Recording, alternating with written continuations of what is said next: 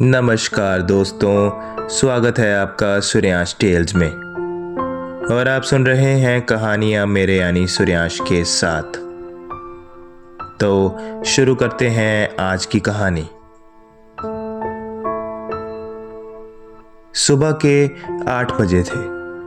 चिड़ियों की हल्की आवाजें, सूरज की गर्म किरणें, एक आसान आराम वाली सुबह। आरव कॉफी का मग लेकर अपनी बालकनी में खड़ा था। फोन पर मेल चेक कर रहा था। आंखें आधी खुली हुई थी और दिमाग आज की मीटिंगों में उलझा हुआ था।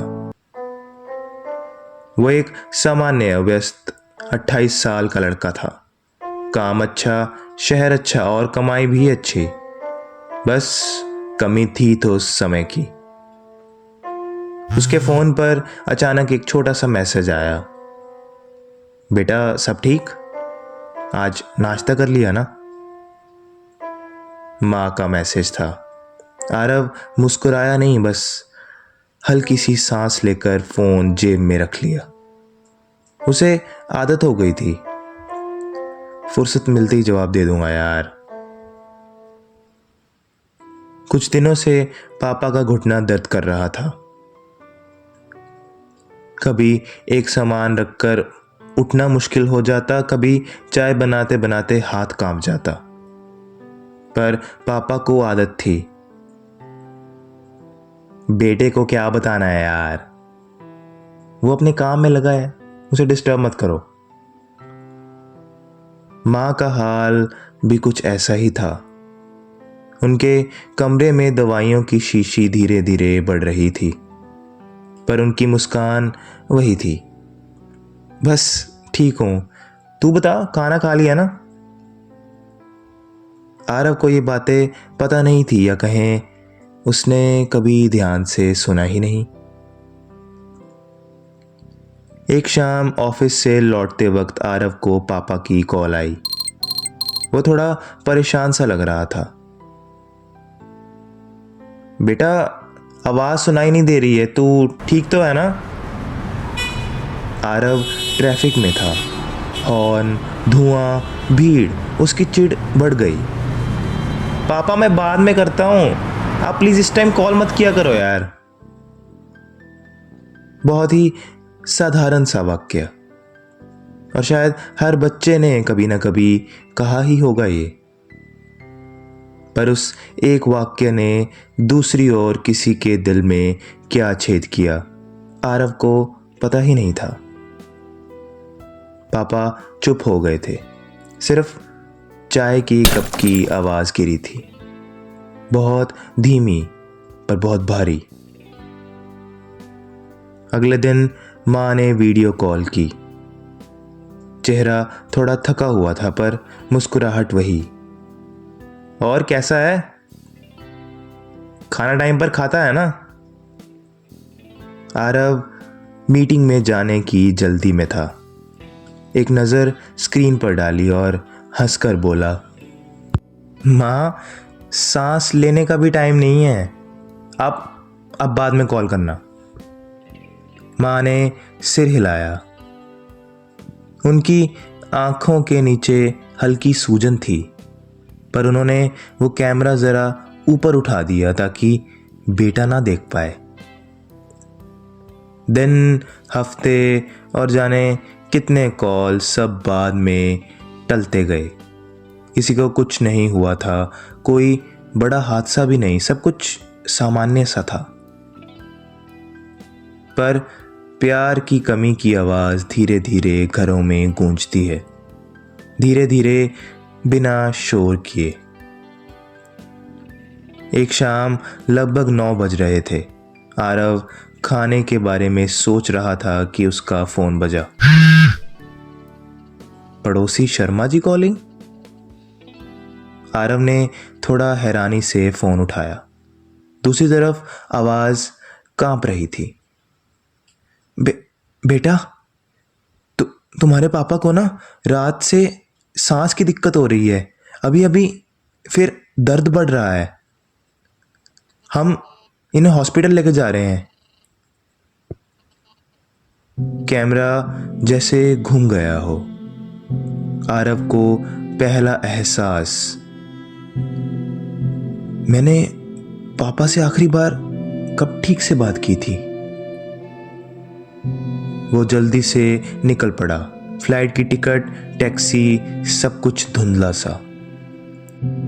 उसके कानों में बस एक ही बात गूंज रही थी, बाद में कॉल करता हूँ पापा। हाँ करता हूँ ना बाद में। सुबह सुबह वो गांव के हॉस्पिटल पहुंचा।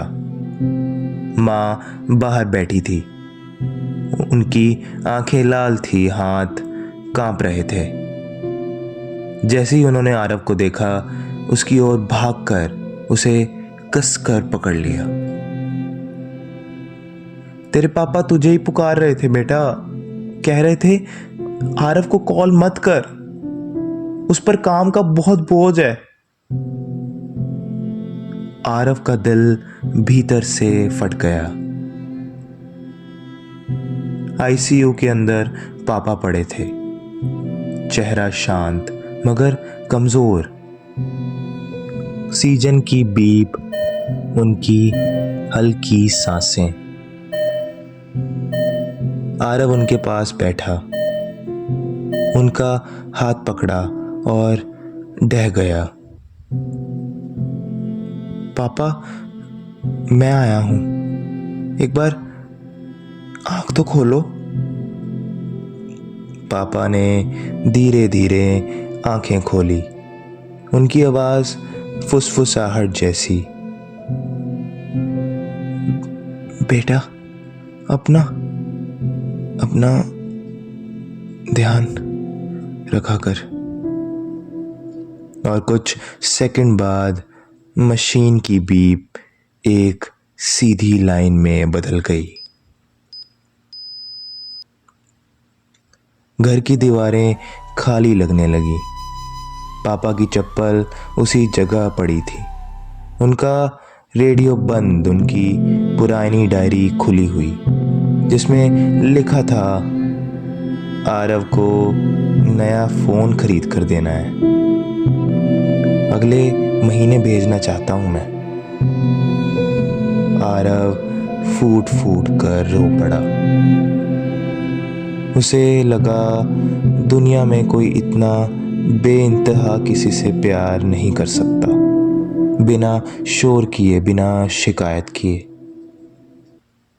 माँ की हालत भी अब समझ आती थी, उनकी धीमी चाल, उनके कांपते हाथ, सब कुछ बोल रहा था कि वो अकेली पड़ गई हैं। उस दिन पहली बार आरव ने माँ के पैरों की मालिश की, उनके लिए चाय बनाई, उन्हें दवा खिलाई। माँ सिर्फ उसे देखती रही और बोली, तू आ गया ना बेटा, बस अब मैं ठीक हूँ। शहर लौटकर आरव हर रोज माँ से बात करने लगा था, सुबह शाम, छोटी बड़ी बात। उसके जीवन में अचानक एक खालीपन भरने लगा था, जिसे सिर्फ माँ की आवाज ही भर सकती थी। लेकिन शहर की रोशनी अब उसे पहले जैसी नहीं लगती थी। कार्यालय की चमक, मीटिंगों की भीड़, कांच की ऊंची इमारतें, सब कुछ अब उसे पापा के बिना अधूरा सा लगता था।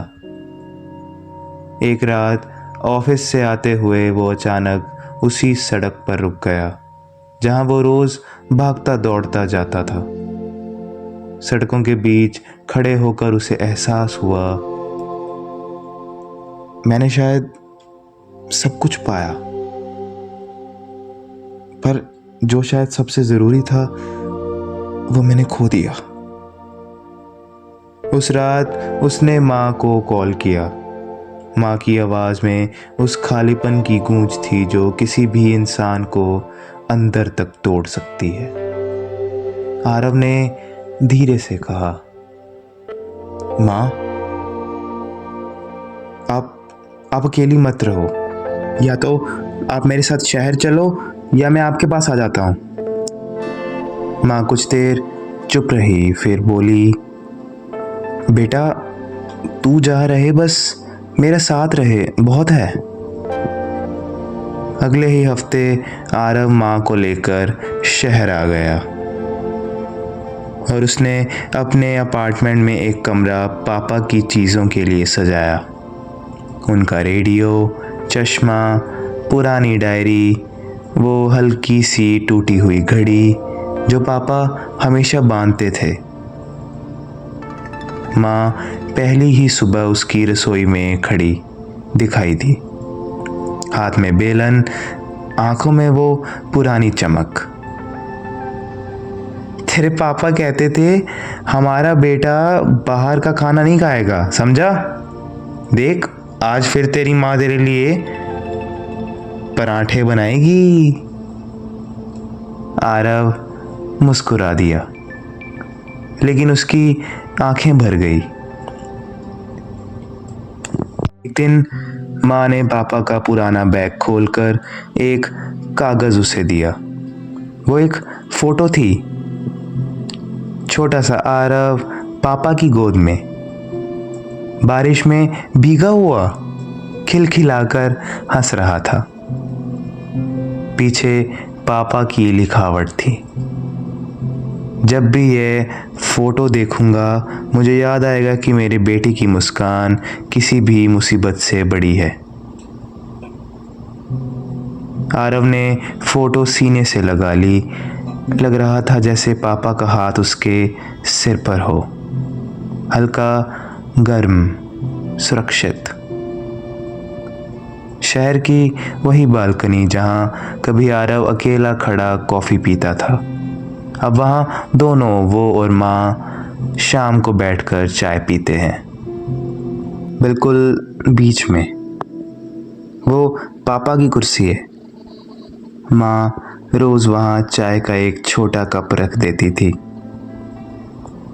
आरव कभी कभी उस खाली कुर्सी को देखता और कहता, पापा चीनी कम ही रखी है ना, जैसे आपको पसंद है। माँ मुस्कुराती है, उसके बाल सहलाती है और आसमान की ओर देखकर कहती है, तेरे पापा खुश होंगे बेटा, तूने घर को घर बना दिया।